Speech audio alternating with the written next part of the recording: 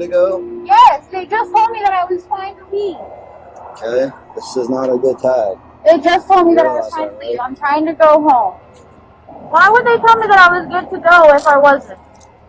On a Saturday night in late May of 2025, sheriff's deputies in Volusia County, Florida, pulled over a woman on a motorcycle whose license plate had flipped upward while riding along Interstate 4 in Deltona. They were surprised to discover that the rider was one of their own. 26-year-old Erica Muzzy was off duty at the time of the traffic stop, and the obscured license plate, which said "Chase Me," when flipped back into place, turned out to be fake. She was charged with felony possession of a counterfeit license plate and resigned from her job after being released from the Volusia County Jail on a $2,500 bond. Just a few hours earlier, Muzzy had been spotted with another biker who had been arrested for attempting to elude law enforcement. A responding deputy had told her she was free to go as long as she didn't drive her motorcycle due to the fake license plate. But instead of having the bike towed, she had driven away from the scene on it. While investigating the case, deputies discovered a social media account which contained videos that appeared to show local motorcyclists driving recklessly on public roads. A law enforcement spokesperson said that the social media content was under investigation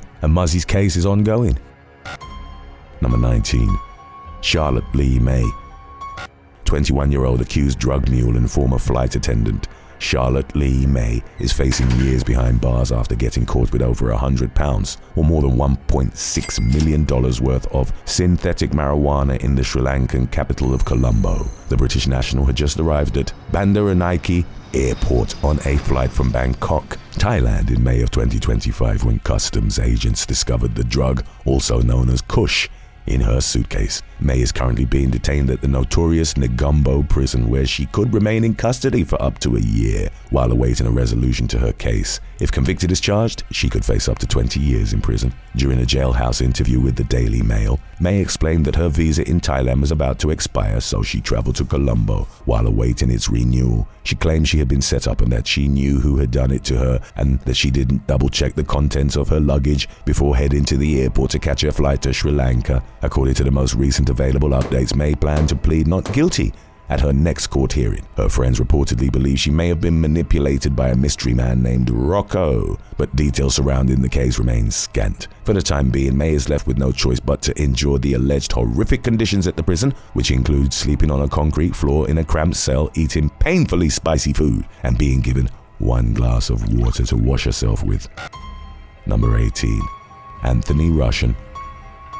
An impatient Florida man is accused of shooting a fellow motorist after growing impatient over the victim's slow parking maneuvers. 29-year-old Anthony Christopher Russian was behind the wheel of his Porsche outside a Miami Airbnb in May of 2025 when a man driving a Toyota Tacoma pickup truck struggled to back into a tight parking spot. According to court documents, Russian aggressively honked his horn at the unnamed victim, who could be seen approaching the Porsche after he finally squeezed his truck into place. The irate driver told the man he was taking too long, then reportedly brandished the gun and pulled the trigger. After malfunctioning twice, the weapon discharged, striking the victim in the foot. The victim drove himself to the hospital, then spoke to the police. He identified Russian in a photo lineup, and the accused road rager was charged with attempted second-degree murder and use or display of a firearm while committing a felony. Russian was remanded without bail and remains in custody as he awaits his next court hearing. Number 17. Ievgeniia Pinchuk. In December of 2022, 21-year-old Ievgeniia Pinchuk of Lady Lake, Florida, made the regrettable mistake of parking her Honda Civic on some train tracks in Bushel. Shortly thereafter, a CSX locomotive carrying nearly 200 cars slammed into the vehicle's rear end, causing an estimated $150,000 worth of damage to the railroad tracks. Luckily for Pinchuk, she was not inside the car when the collision occurred. She had abandoned the vehicle and was found wandering nearby. After noticing signs of possible intoxication, a state trooper asked the young woman if she had been drinking and asked her to undergo a field sobriety test. Pinchuk reportedly became angry and demanded to speak with the trooper's supervisor, requested a lawyer, and refused to provide a breathalyzer sample. She was initially charged with 2 drunk driving-related counts, but records show that she pleaded no contest to a reduced reckless driving charge. The judge sentenced her to a year of probation along with 25 hours of community service, and ordered her to attend a victim impact panel so she could learn about the devastating impacts that drunk driving can have on innocent civilians. Number 16. Brooke Burke. During the spring of 2012, an Ohio woman named Brooke Burke got into a fight with a newlywed bride and attacked an off-duty police officer after she allegedly refused to stop dancing with the groom. Dan Kuak was working security at the event when he overheard a woman yelling and screaming at two unknown males. Upon approaching the group, he learned that the two men were trying to stop Brooke from driving and had taken her car keys because she seemed intoxicated. The bride, Margaret Burke, Brooke's sister-in-law, reportedly told Kuak that the incident began when she asked Brooke to stop slow dancing with her husband. According to an arrest report, Brooke tried to attack Margaret, then fell to the ground kicking and screaming and being belligerent. She was accused of striking Kuak in the face several times and was charged with assault and intoxicated disorderly conduct. Brooke blamed her actions on being drunk and was released from jail with instructions to return to court at a later time. Number 15. Davena Marx. An Oklahoma grandmother stands accused of drugging her grandchildren and locking them in a dog cage for hours because she wanted to go out alone. 53-year-old Davena Marx was arrested in May of 2025 after police found evidence of her feeding antipsychotic drugs to the two victims, whom she had full custody of, whipping the children with a belt and inflicting other horrific mistreatment against the children. Her arrest came on the heels of a 2-year-long investigation, which began after the Department of Human Services received a tip about the alleged abuse from one of the victims. In addition to the drugging and caging of the children, detectives believe that Marx forced the kids to exercise until they collapsed, beat them, and ground her heels into their feet to cause pain. And at least one of the victims told police that the suspect, who they call Mima, sells and uses drugs. According to law enforcement, Marx gave the kids a powerful anti-schizophrenia medication called Seroquel, which was not prescribed to the victims and is only considered safe for patients much older than them. One of the children tested positive for the drug, furthering investigators' suspicions of abuse. A neighbor reported seeing the children eating out of a dumpster and locked in the dog cage. They also admitted to buying Xanax from Marx in the past, and police say that some of the mistreatment was captured on surveillance video. The children, who were sent to live with Marx after their father was murdered in a road rage incident in 2022, were removed from the home at the beginning of the investigation. Marx is now facing 4 counts of child abuse and 1 count of child neglect, but does not appear to be in custody at this time. Number 14. Chaquasia Pigford. A fun night out to a Beyoncé concert in New York City ended in tragedy for one family in late May of 2025 when 32-year-old Tiffany Sifuni was mowed down by a hit-and-run driver. Sifuni was 12 weeks pregnant when a suspect identified by police as 28-year-old Chaquasia Pigford rear-ended her vehicle with a stolen SUV as she was driving home from the show. After the collision, Sifuni followed Pigford for a few blocks, then exited her car and approached the SUV on foot. According to police, Pigford refused to roll down her window or engage in conversation. When Sifuni asked a passerby to snap a photo of the vehicle's license plate, Pigford reportedly stepped on the gas and fled the scene, fatally striking Sifuni in the process. Sifuni became lodged beneath the vehicle and was dragged until it ran over a manhole cover, dislodging her from the undercarriage. Pigford is accused of striking at least 2 more vehicles while making her getaway, eventually causing both front tires to go flat. She then ditched the SUV and fled on foot, but was apprehended several weeks later on charges of second-degree murder, manslaughter, reckless driving, driving without a license, and leaving the scene of a deadly accident. The accused killer is being held without bail as she awaits her next court hearing, which is scheduled for July 30th. Number 13. Shaun and Zachary Fallon. 56-year-old Shaun Fallon of Charleston, Rhode Island, and his 27-year-old son Zachary died during a standoff with law enforcement after robbing a Connecticut bank together in June of 2025. Sporting medical masks, the pair entered the Chelsea Groton Bank in Groton at around 10:30 a.m., handed a teller a note demanding cash, and fled with an undisclosed amount of stolen money. 6 hours later, police tracked the suspect's getaway vehicle to a Super 8 motel, where Shaun and Zachary barricaded themselves inside their room and refused to come out, while stating that they were armed with guns and explosives. Roughly 6 hours into the standoff, police overheard 2 gunshots coming from inside the room. Using drones, they confirmed that the Fallons were both suffering from bullet wounds. Other guests were evacuated from the motel before a bomb squad made entry into the room, where they found weapons but no explosives. Shaun and Zachary died from their injuries at a nearby hospital in the following hours and days. According to news reports, the Fallons had been very well known to law enforcement in Rhode Island. In the 25 years leading up to their deaths, Charleston Police Lieutenant Philip Gingerella told The Day that police had responded to the family's home numerous times for things like overdoses, fights, and at least one drive-by shooting. The Fallons' home had recently been foreclosed upon, indicating the possibility of financial desperation as a motive for the bank robbery, but the investigation remains ongoing. Number 12. Rodney McWeay.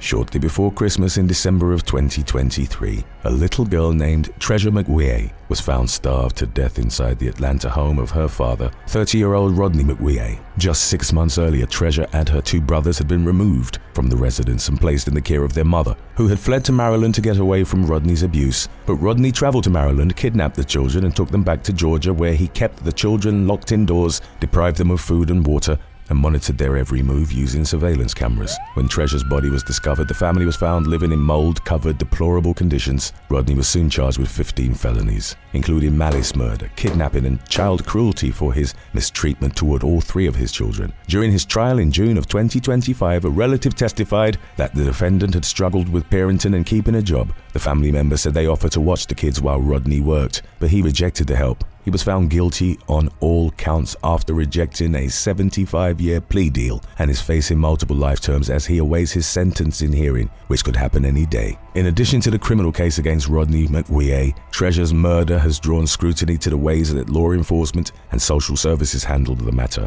and is raising questions over what could have been done to prevent this unspeakable tragedy from occurring in the first place. Number 11. Amy Tarkanian.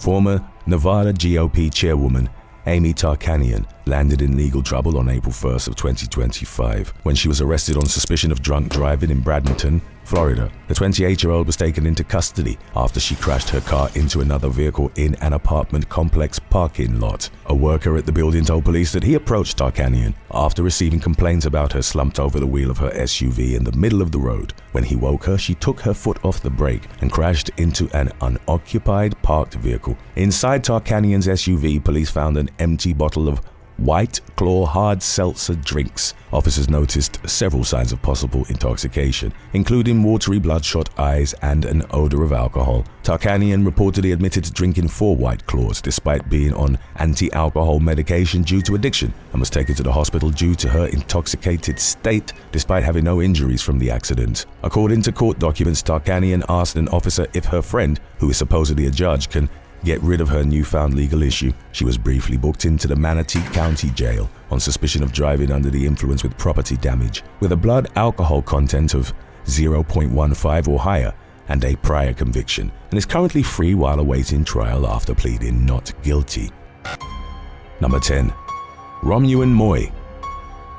In a horrifying case that one Wisconsin judge described as the worst of its kind that she had ever seen, the decomposing body of a preteen boy named Zachary Robinson was found inside his father's Milwaukee home in October of 2023. He had died weeks earlier from starvation and with a broken arm. At the time of his death, Robinson was living primarily with his father, 45-year-old Romuan Moye. The conditions in the house where his body was found were described as deplorable, with officers noting an overwhelming stench of urine and feces, along with piles of garbage. During his final days, Zachary had been confined to the living room while being deliberately deprived of food and water. Robinson's mother later told police that whenever she asked Moye to let her see her son, he said no, because the boy had been misbehaving and needed to be disciplined. Officers also spoke with Zachary's older brother, who said that Moye had made unusual excuses not to let the family see his younger sibling. Moye had reportedly claimed to suffer from terminal cancer, which only made his older son want to see him more. Yet he used this as a reason not to have any visitors. When they last saw Zachary, family members had noticed that he was getting extremely thin, but they never imagined the severity of the mistreatment he was receiving or that it would result in his death. Moye, who had no prior criminal history, was charged with 5 felonies, including first-degree reckless homicide. In September of 2024, he pleaded guilty to the homicide charge and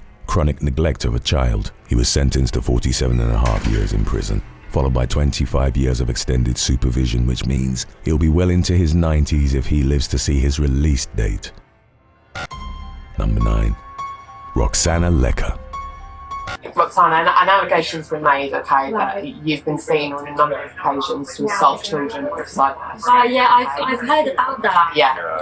Roksana, you are going to be under arrest today, okay? We need to take you to the police station, so that you can be interviewed about it. Her mum took when she came home from nursery. None of these injuries were there the day before, so she got those at nursery. What about these big red marks and bruises to her back? Any idea about those? No comment. Did you cause those? No comment. In July of 2024, police arrested 22-year-old Polish national Roksana Lecka for inflicting horrific injuries on young children she abused while working at 2 London area nurseries. Hidden cameras that were installed after Lecka's co-workers became suspicious captured numerous instances of mistreatment between October of 2023 and June of 2024, including slapping, punching, pinching, dropping, and kicking the victims. Lecka also shook and forcefully handled toddlers and babies, including by slamming them into furniture. Failed to complete her training modules and later admitted to smoking marijuana before her shifts because she was moody if she didn't get high. She could even be seen vaping just feet away from a child in one video. Lecka showed no remorse in body cam footage of her arrest and can actually be seen smirking sarcastically at police officers. During questioning, she showed no emotion. Even when the interrogator showed her photos of the injuries she was accused of causing, she admitted to 7 counts of child cruelty but denied 17 other counts of the same charge, arguing in court that she was sleep deprived after smoking cannabis with her boyfriend all night. After deliberating for nearly 10 hours, the jury found her guilty of 14 of the 17 remaining counts, in addition to the 7 that she admitted to. Lecka is currently awaiting sentencing, which is scheduled for September of 2025. Number 8. Lucien DaSilva. Mother's Day will forever symbolize tragedy for the families of 25-year-old BJ Williamson and 20-year-old Alicia Caban, who were killed in a hit-and-run crash while riding their motorcycle in Davie, Florida in 2025. 2 other victims who were also on a motorcycle survived with injuries, while multiple vehicles fled the scene. More than a month after the accident, authorities charged 19-year-old Lucien DaSilva of Sunrise with 2 felony counts of leaving the scene of a crash resulted in death. According to an arrest warrant, DaSilva was identified as the hit-and-run driver using surveillance footage of his vehicle. During a search of his phone, investigators found text messages DaSilva sent to his girlfriend 3 hours after the crash, apologizing for getting her involved in the situation. The woman advised DaSilva to delete the contents of his phone and later admitted to police that DaSilva was the hit-and-run driver and that he was driving erratically and weaving between traffic prior to the crash. Based on witness accounts of DaSilva's behavior right after the accident, he was aware that he had just fatally struck 2 people with his vehicle, yet chose not to return to the scene. He was initially detained following his arrest but is currently free on bail amid the ongoing case. Number 7. Taveon Hargrove. 23-year-old Taveon Hargrove already had at least a dozen prior arrests under his belt when he became a suspect in the brutal beating of an off-duty NYPD police officer in May of 2025. 2 masked assailants, later identified as Taveon and his alleged co-conspirator, 23-year-old Wayne Lucas, were accused of attacking and robbing the 27-year-old victim, Chowdhury Nafees, at knife point. The suspects rifled through the officer's pockets and stole his Glock handgun, phone, and wallet, and while Nafees survived, he suffered painful damage to his face which required reconstructive surgery, and he faces a long road to recovery. At the time the incident took place, Hargrove was wanted on an outstanding warrant for failing to appear in court for an unrelated case. He was captured in North Chesterfield, Virginia, several days after the attack and has since been extradited to New York. Wayne Lucas was also apprehended in Virginia and extradited to New York, where both men are facing charges of attempted murder, attempted robbery, aggravated assault on a police officer, and criminal possession of a weapon. Taveon's father, 55-year-old Jeffrey Hargrove, is also facing charges after police say he used the victim's credit card at a bodega. Number 6. Fredrick Piccolo Jr. In December of 2023, the New College of Florida hired Fredrick Piccolo Jr. as its new communications director. His background check turned up clean, despite having been charged with 3 misdemeanors just months earlier for allegedly exposing himself to female employees at a local shopping mall. The charges went unnoticed during the background check, which was conducted by the Florida Department of Law Enforcement, because they were filed via non-arrest affidavits, which meant that Piccolo was not fingerprinted or arrested. For these reasons, the FDLE did not pick up on the cases against Piccolo, even though records of the charges can easily be found on Sarasota County's publicly accessible criminal records database. In March of 2025, Piccolo was arrested on yet another indecent exposure charge after a woman accused him of stopping in his car and asking her for directions while wearing only a t-shirt. This time he was charged with a felony, which he pleaded not guilty to. According to the most recent available update, the misdemeanor charges out of Sarasota had been upgraded to felonies. Piccolo is no longer in custody, and the charges against him no longer appear in criminal court databases, leaving the outcome of the cases unclear. Number 5. William Levy. 44-year-old Cuban-American actor William Levy recently made news headlines for having a meltdown inside a South Florida restaurant, resulting in his arrest for disorderly intoxication and trespassing. Police responded to the scene in April of 2025 after receiving a call about 2 people who were refusing to leave the property. The caller suspected that the individuals were drunk and high on drugs and said that the pair were arguing with another customer and didn't want to pay their tab. An arrest report identified Levy as one of the men who refused to leave, stating that he ignored a deputy's repeated orders to vacate the premises. The report also described Levy as being highly intoxicated at the time of the incident. Levy was booked into custody and spoke with the press after bonding out the next day, telling reporters that he was trying to break up an argument, yet he was the one who ended up in handcuffs. He later told People en Español that his group had taken issue with the exorbitant amount of their bill for a round of drinks and denied getting physical with anyone, while claiming that he had re-entered the restaurant to retrieve his phone, refuting the complainant's claims that he had refused to leave. Number 4. Richard Sherman.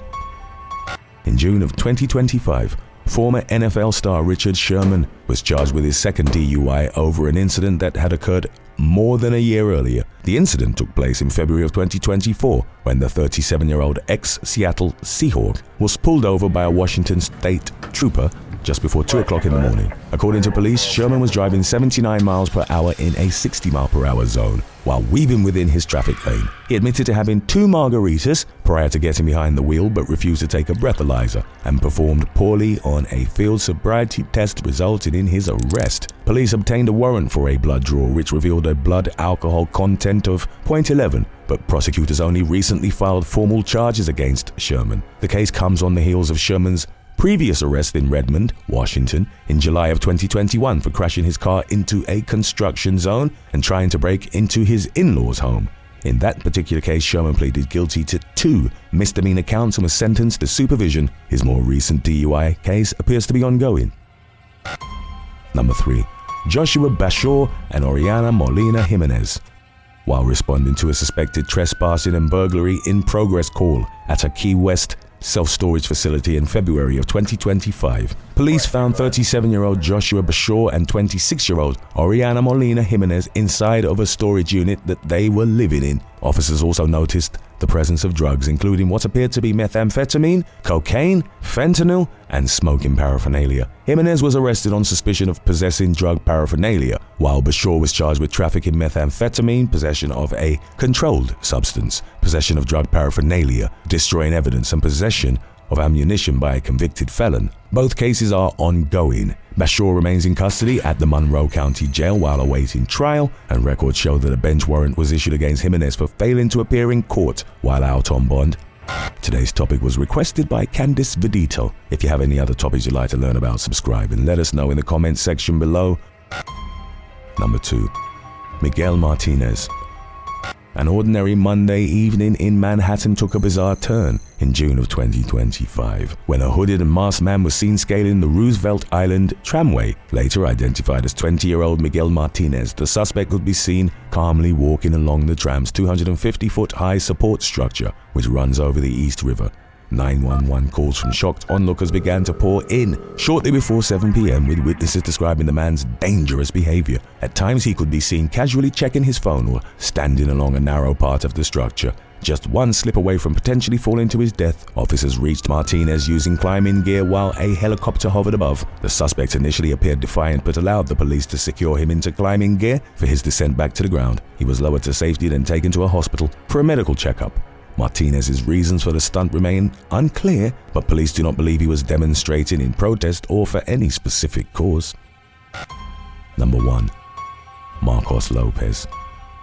A Florida lawman has landed on the opposite side of the law following his arrest for participating in an illegal casino operation. According to state prosecutors, Osceola County Sheriff Marcos Lopez protected a $22 million gambling ring in exchange for campaign contributions and personal payments from the individuals running the enterprise. The 56-year-old allegedly became more deeply involved over time as he used his position of authority to shield the operation from legal scrutiny. Lopez is also accused of helping the enterprise expand its reach. Authorities began investigating the gambling ring in 2023 and found evidence that Lopez may have become involved as far back as 2019, the year before he became sheriff. In exchange for his protection, he received a cut of the operation's proceeds. Governor Ron DeSantis suspended Lopez from his law enforcement duties following his arrest. He pleaded not guilty and is currently in custody at the Lake County Jail on suspicion of 1 count of racketeering and 1 count of conspiracy to commit racketeering. 3 co-defendants were also arrested and have since bonded out of jail,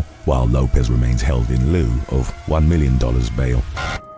Thanks for watching. Would you rather give up 50% of your responsibilities or 50% of your money? Think fast and let us know in the comments section below.